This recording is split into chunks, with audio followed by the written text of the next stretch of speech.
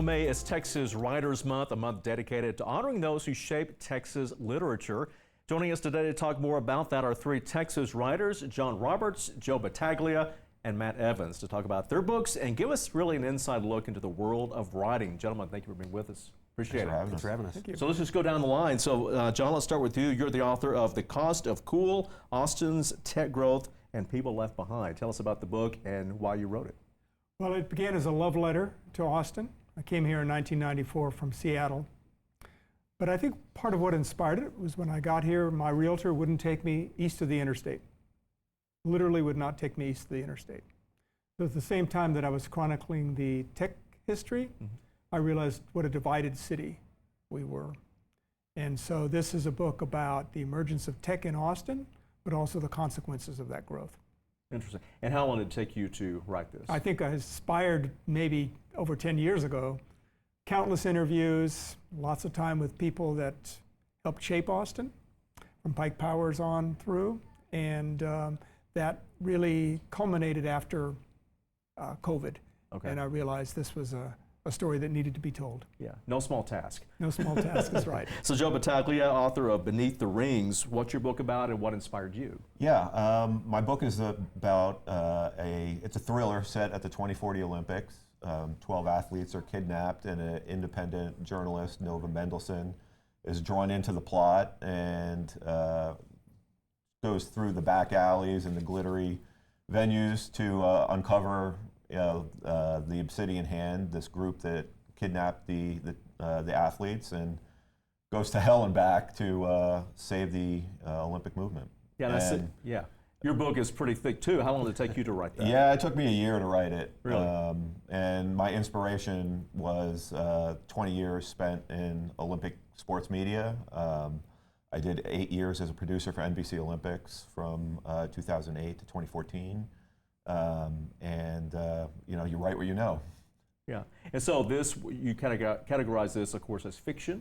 Yes. Based on your real world experience. Kind of how did that mold together? Yeah, I didn't want to write historical fiction, but you know, I harken back to like the 1972 Olympic Munich massacre, you know, for some inspiration, and you know, set it in Doha because I had visited there 3 times for sporting events and kind of fell in love with the city, and they're very active in bidding for international sports rights. They had the World Cup. I mean, it's not inconceivable that they could have a 2036 or a 2040 Olympics. So I future dated it, but like not, you know, so far ahead that it's dystopian and like nothing's recognizable. Right, interesting. And let's go to Matt Evans, author of Chomping at the Bit. Now, your book, you don't have a book right now because it hasn't come out yet, but it's coming out. They promise. Yeah. So coming out in September? Right. September. Tell us about the book and what inspired you to write it. Yeah, it's called Chomping at the Bit. It's about me becoming a horse vet. It's called How I Became a Horse Vet Against All Common Sense. I was not raised around horses, so it's a comedic veterinary memoir about me overcoming that and becoming a horse vet.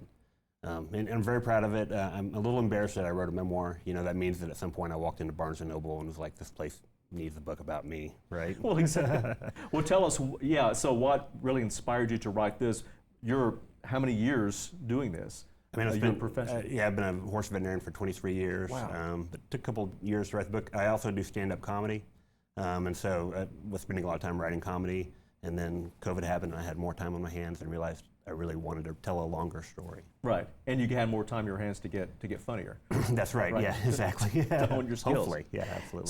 So if any one of you wants to answer this, you can kind of share what it was like to write a book. You guys said this is your first time. How difficult is that, or you just jump and say, I want to write a book, and you do it? How easy is it these days? Yeah, I mean, I really took a lot of inspiration from like Anne Lamont's Bird by Bird. She's just like, you know, you just sit down and start writing it. You know, you just tell yourself nobody's ever going to read this, but then you create something worth writing eventually, you know, worth reading, and then you edit it down into something you're ready to share. So it just frees you up to just, you know, get in the seat and write the book. With like so many outlets nowadays, Amazon, online retailers, is it easier to get a book published really quick? I don't think so. Mine is nonfiction. Okay. And Texas A&M University Press picked it up because they thought it was really in their wheelhouse. Okay. But no, I don't think the publishing process is an easy one at all. Right. And you found that Definitely not easy. And you know, I think the challenge is, you know, with either self-publishing or you know, hybrid publishing. You know, you put a book out, it gets on Amazon, and then what, right? Like Amazon doesn't sell your book for you, Right, exactly. You know, the marketing process and you know, getting the word out and trying to get your book read, right. like is. I think it's actually harder than writing the book. Right. Well, gentlemen, thank you so much for sharing this. Appreciate it. Yeah, absolutely. Thank you.